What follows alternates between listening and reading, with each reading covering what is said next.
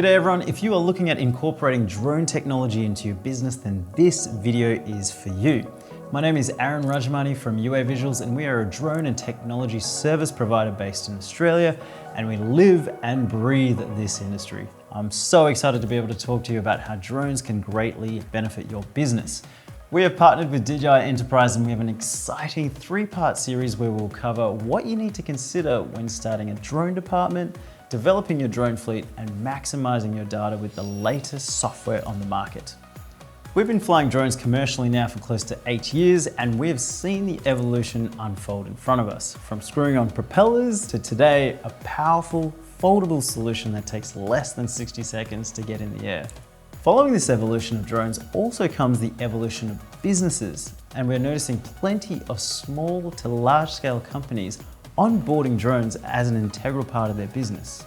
As mentioned, we are based in Australia, but the advice on equipment, applications, software, and principles can be adopted for almost any region across the world. Just ensure you consider your local laws and regulation when it comes to using drones for commercial purposes. More information on that in the description below, but right now, let's jump into it. Step 1, what are your drone needs? Before commencing your licensing and research process, it's a good idea to decide on what kind of capabilities you need and what drone will require to get the job done.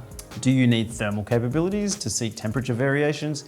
Do you need RTK for accurate mapping, surveying, and modeling? Or do you need high-resolution zoom capabilities for inspection work at a safe distance? Remember, you don't need to be a Top Gun pilot with hundreds of hours of flying experience. Today's drones will do the hard work for you. For instance, let's take solar farm inspections. This process is now as simple as setting a flight path and hitting a button to send the drone on an automated path while capturing thermographic images along the way.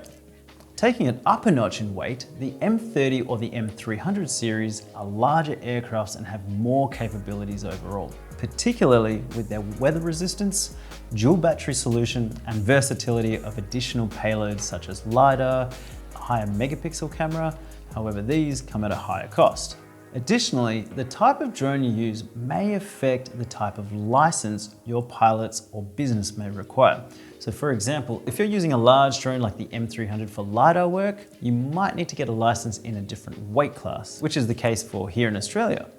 However, with the most recent edition of the Mavic 3 Enterprise series that offers features such as RTK positioning, a mechanical shutter, and thermal capabilities, this offers the perfect entry point into the enterprise market. Step 2, licenses and permissions. Do you need a commercial drone license? If you are a company looking to expand your capabilities into the drone services, the answer is definitely yes. Sure, there are caveats like indoor exclusive drone work or farm use on private land. However, if your work is outside of the exemptions, then gaining the necessary qualification is a must for all your pilots and businesses from both an experience and insurance point of view. The process will vary depending on the region, and so we have a link in the description for resources on this in your area.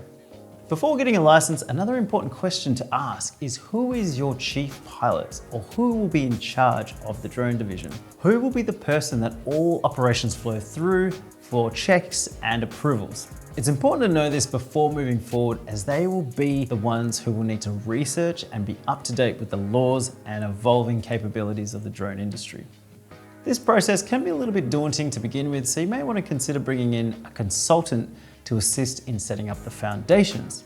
Step 3, deciding on a drone management system. A DMS or drone management system is imperative to overseeing your drone program to help remain compliant. It's essential for safe operations as well as fleet management. These systems will help plan operations, confirm flight paths, as well as gather essential information regarding airspace such as NOTAMs and no-fly zones. Some DMSs can also include procedures for conducting risk assessments, tracking flight hours, maintaining the drones, and emergency alerts. It's important to have a clear and comprehensive DMS in place to ensure the safety of your equipment, employees, and the public. There are many options currently available out there, such as DJI's Flight Hub 2, Fly Freely, AVCRM, Drone Logbook, and Air Data, just to name a few. Most are subscription based, with the costs depending on the number of pilots you might have in your fleet. All of these applications offer trials to see if the system will work for you. DJI Enterprise is also offering a free public beta on DJI's Flight Hub 2, which also includes live view capabilities of your drone operations. Link is in the description for more information. Setting up a drone division within your business requires careful research, planning, and investment into people and hardware. Hopefully this video has given you the first steps to take, with the end goal being to save time, money, and bringing these types of operations in-house. In the next video, we talk drones, specifically the Mavic 3 Enterprise series and how their capabilities can help launch your new drone department. Thanks for watching, and we'll see you in the next one.